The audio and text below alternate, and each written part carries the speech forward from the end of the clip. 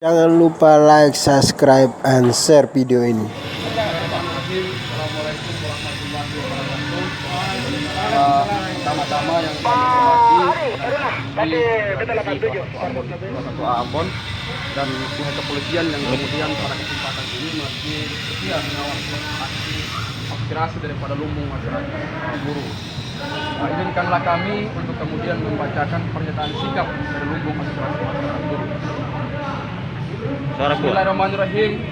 Kepada Majelis Hakim agar lebih jeli dalam melihat dugaan tindak pidana korupsi Sekretariat Daerah Pemerintah Daerah Kabupaten Buru SPPD fiktif dan uang makan minum tahun 2016, tahun 2017 dan tahun 2018 senilai Rp 11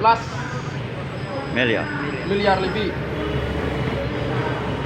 Mengingat beberapa informasi dan fakta yang kami ketahui dalam mempengaruhi penilaian masyarakat terhadap independensi, kejujuran, keseriusan penyidikan dalam penanganannya yang mencerminkan profesionalisme.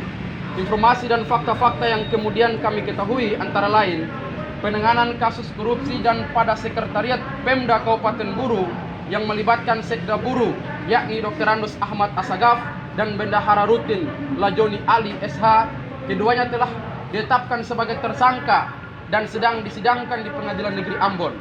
Berdasarkan hasil temuan BPK Republik Indonesia dalam pelaksanaan audit investigasi yang kerugian negara atau daerah senilai Rp 11 miliar lebih, dalam penanganannya ada kecurigaan tentang proses yang mana para tersangka sudah berkali-kali di BAP, namun tidak dilakukan penahanan dengan alasan tersangka dalam keadaan sakit.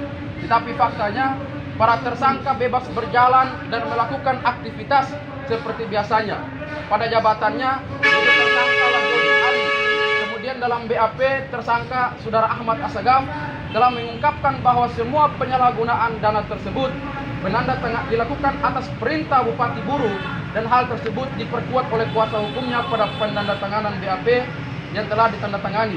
Namun faktanya bahwa Bupati Buru tidak tersentuh dan dalam pemeriksaan terhadap para tersangka penyidik tidak mengejar unsur-unsur terpenuhinya korupsi dan kronologis kejadian korupsi.